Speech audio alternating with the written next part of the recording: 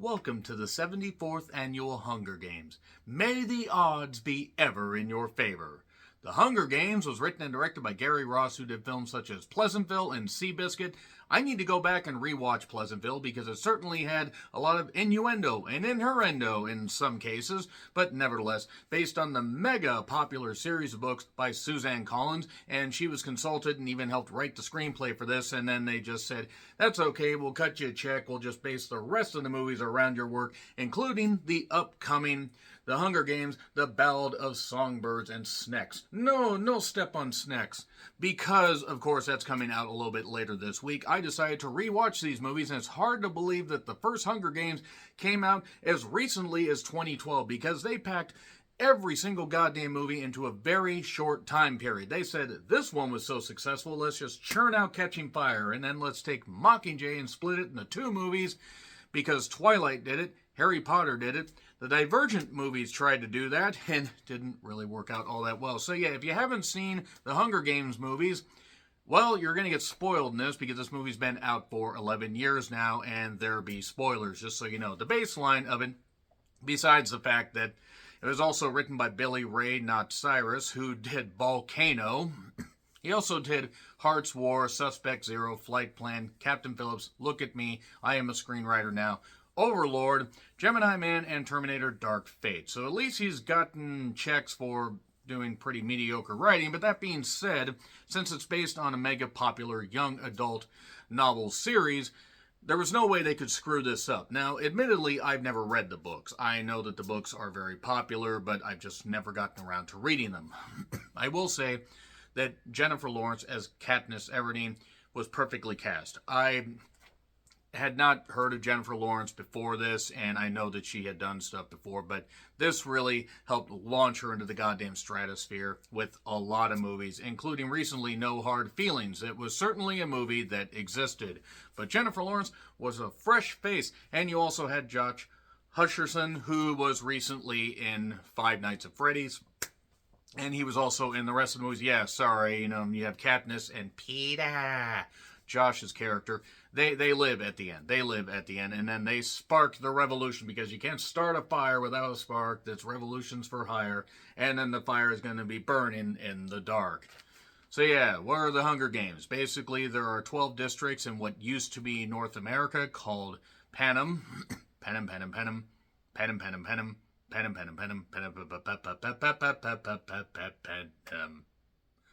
So yeah, nevertheless, 12 districts, 24 tributes. Basically, a young man and a young woman from each district. They are brought to the capital and put in a certain area for the amusement of everybody. Viewers get to watch hopefuls, win the Hunger Games, but there can only be one. Only one will survive.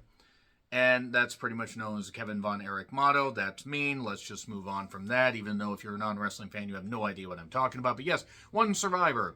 And some people have trained for this for a while. Others are totally fishes out of water. And as far as the cast, it's pretty goddamn loaded. You have Isabel, who played Esther in the Orphan movie, and also an Orphan First Kill, and it's hard to believe that she's 26. It's just not clicking with me that she could be, closing in on 30. But she's in this as Clove, not Crimson and Clover over and over. You also have Stanley Tucci. Boy, you can definitely tell it's him. Wes Bentley, back when Wes Bentley had a goddamn career. Willow Shields, who plays Primrose Everdeen, the younger sister of Katniss. And you have Gale Hawthorne, played by Liam Hemsworth. The Hemsworth brother that nobody really talks about. That's mean. Liam's actually a good actor. Elizabeth Banks, who is dressed up as a clown. You also have Lenny Kravitz as Cinna. That's Cinna, not being a sinner. He might actually be a sinner. Then again, look at his music videos. Lenny Kravitz is a decent musician, a decent actor, and that's really about all I have to say. Amanda Stenberg, by the way, was in this, and if you don't know who that is, you might recognize if you've seen Bodies, Bodies, Bodies. Yes, her. She was Rue. She rued the day she took that role. Actually, the role of Rue helped, put her into movies like this. Woody Harrelson was also in this, and Donald Sutherland, who is still alive at 88 years old, despite the fact that he has looked perpetually like 60 for about 50 years. So yeah, set in a dystopian future. They do a little bit of setup. The one thing about this movie, as far as facts and figures, is it was a smash success, and no wonder Lionsgate knew they had a hit on their hands. $78 million budget, which is pretty hefty if you think about it, especially to take a chance on even a mega popular young adult series of books. But $152.5 million opening. I saw this opening weekend. It was packed. And then you had a $408 million gross in just the U.S. and almost $700 million worldwide. So yeah, they did quite a bit of stuff. Basically, they do a little bit of setup. It shows that Jennifer Lawrence's Katniss is good at hunting. She has a bit of an affection for Liam Hemsworth. Then again, look at him. How could you not have affection for that young man? And how could he not have affection for Jennifer Lawrence? So then Primrose, her name is selected. I volunteer as tribute, is what Katniss says. This is really just for people that have seen the movies, because otherwise you're totally goddamn lost, even if you've seen the memes. She volunteers to take her sister's place, because let's be honest, Primrose at that point, I think Willow Shields was 10 or 11 at that point. I don't think she really would have survived. For the 74th Annual Hunger Games, it's her, it's Peeta. And there is a bit of a backstory. Peeta actually did help Katniss when she was starving, threw her some bread from a shop that his family had. So, that was nice. It was a nice little bit. And again, having not read the books, I don't know how much they excluded, how much they included. The one thing about this movie that it gets right is building the fact that there's a backstory between Peeta and Katniss and builds all this stuff. But Katniss isn't necessarily the most enamored of Peeta. It's not that she doesn't appreciate what he did, but she didn't know, as he reveals a little bit later on, that he had a crush on her, and still does. Again, Jennifer Lawrence, how could you blame him? But Woody Harrelson is going to be their guy to help them. And he's a drunk and an idiot. It's so true to life. Seriously, look up how Woody Harrelson thinks about shit. You would be able to tell he's a fucking idiot. Embrace the probability, of your imminent death, and know that there's nothing that I can do about it. Lenny Kravitz was her fashion designer. I guess that kind of makes sense. And Lenny Kravitz was fine in this. In fact, this would probably be the best role that he had. At least one that I can remember not being just, we're going to just put a musician in here. We get, a montage of, people training. Peeta actually has some good strength from working with baked goods. The Capitol people, including Wes Bentley, Seneca doesn't pay attention to, not Seneca Wallace, by the way. That is a deep cut for anybody that gets it. But they're not paying attention to her when she's trying to display her arrow technique. She misses one, but hits one right in the heart on this target, and then puts an arrow right through the apple of this pig on a roast, which was kind of funny. And even President Snow, Donald Sutherland, who is just perfect as the villain here. And apparently Donald Sutherland is actually a really nice guy, but he has that quality about him to play the villain. He says hope is the only thing stronger than fear. A little hope is fine, a lot of hope is dangerous, and all it takes is a spark. Well, fuck. It's like, what do you think's actually going to happen?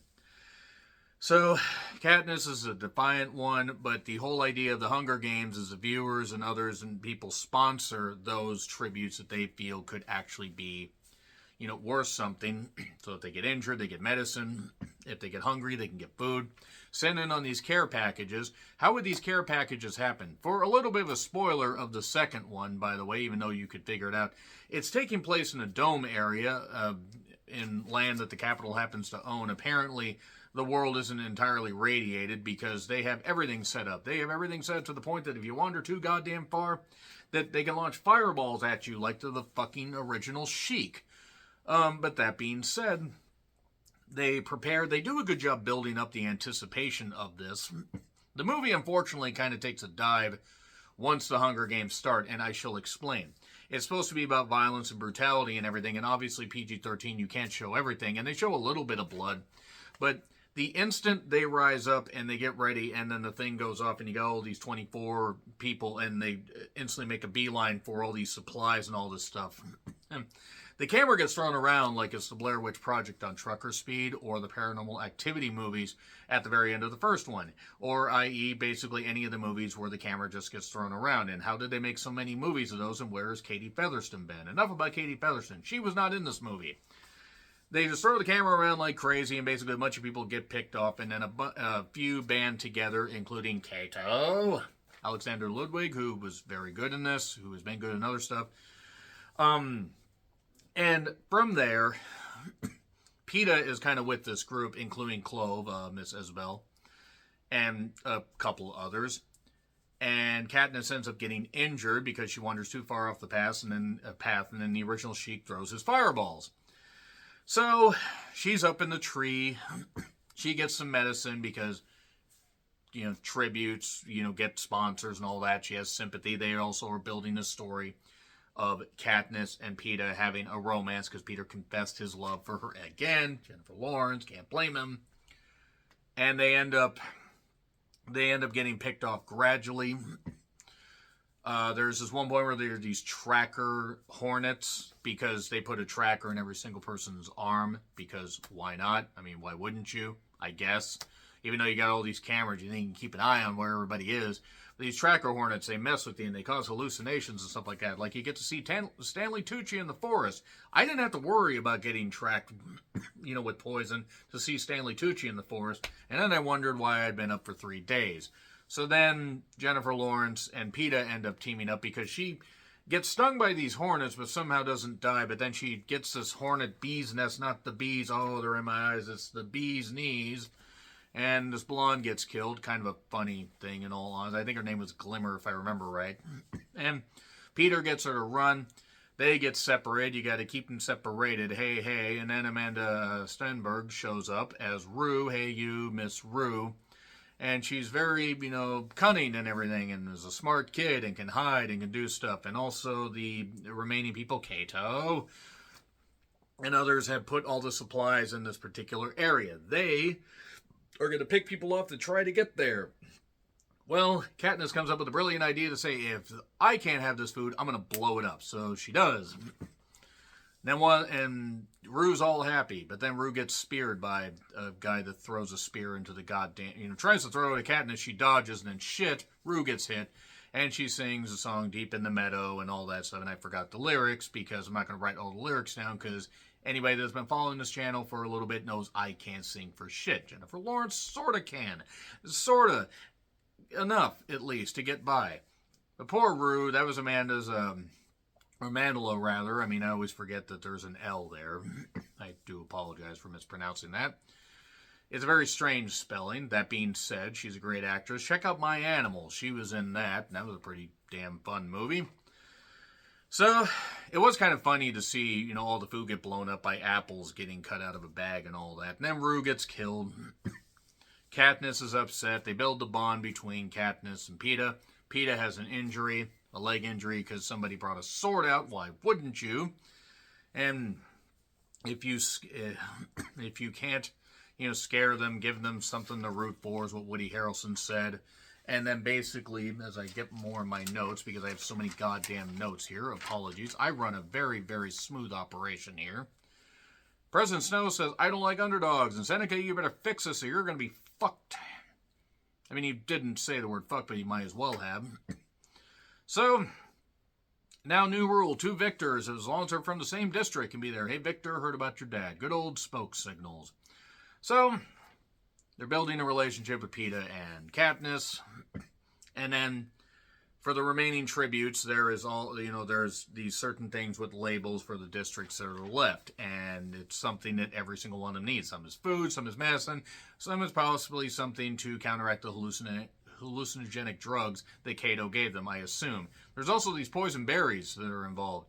And one redhead dies because that's what you get for not having a soul, goddammit. Sorry to any of the redheads watching this.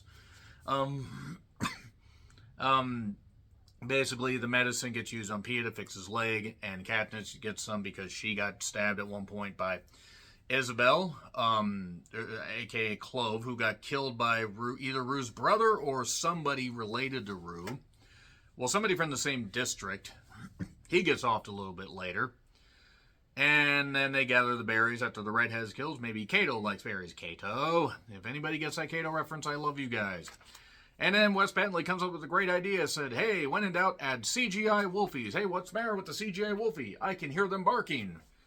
So anyway, they run and chased to this covered area. I think it was where the supplies used to be. And Kato ends up holding Peeta, and he's about to kill him. And then Katniss comes up with a brilliant idea to shoot the hostage, shrieking Jeff Daniels noises. That was in Speed, by the way, not in Dumb and Dumber, as much as that would have made the movie better. Shoots him in the hand. Ow. Ow, my hand. I'm not supposed to get arrows in it. But then he pushes Kato off into the CGI dogs. And now they come up with a rectified rule. Haha, we said only 2 if they're from the same district, but now one of you must die. And then they're going to take the poison berries. And then Seneca says no, because they defy them. Now Seneca dies, and President Snow is upset. And Woody Harrelson says, you upset them, and now they're going to come after you. And that leads us to Hunger Games Catching Fire, which will be, that review will be popping up a little bit later. But let me know your thoughts on Hunger Games in the comments. Please like, share, subscribe, Twitter handle in the description. I'm John Ritlin. I'll see you soon.